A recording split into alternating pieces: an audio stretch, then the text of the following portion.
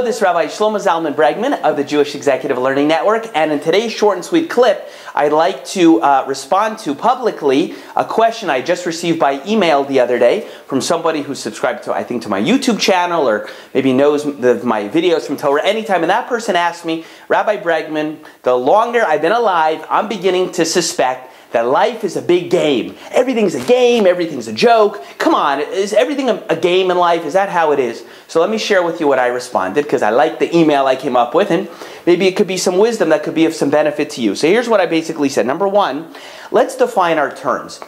What does it mean, a game? Is life a game? What does that mean, a game?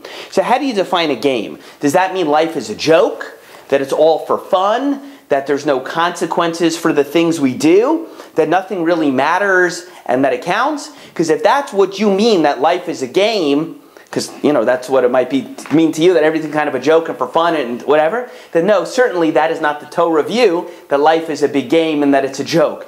Actually, it's 180 degrees the opposite direction. Life is weighty and important and serious, okay? That's number one.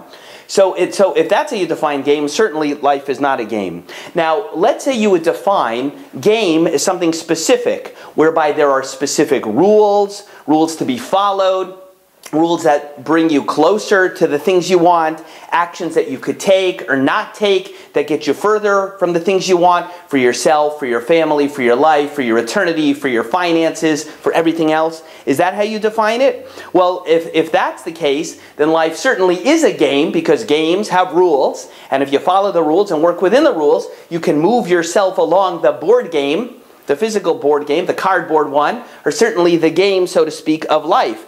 And this is why I would suggest to you wisdom is very important for a Jew, because life does operate with patterns. Just like there's gravity, and if I pick something up, I'll drop it, it will fall down. There are, in the same way, spiritual rules of nature, and there's spiritual rules that help us move where we want to go and where we don't want to go. One of the benefits of learning Torah and trying to help other people and listening to their problems and growing in life is you get to learn from them and you see patterns. Baruch Hashem, when I get to help people in dating and marriage and shidduchim and that, there are patterns, right? So, dating, is shidduchim a game? No, of course not. Certainly it's not a game. And if you think it's a game, that it's a big joke, I don't want anything to do with you, and you need to get away from the process because you're going to upset people. But there are patterns, things that work, things that don't. Actions we could take that get us closer to where we want to go.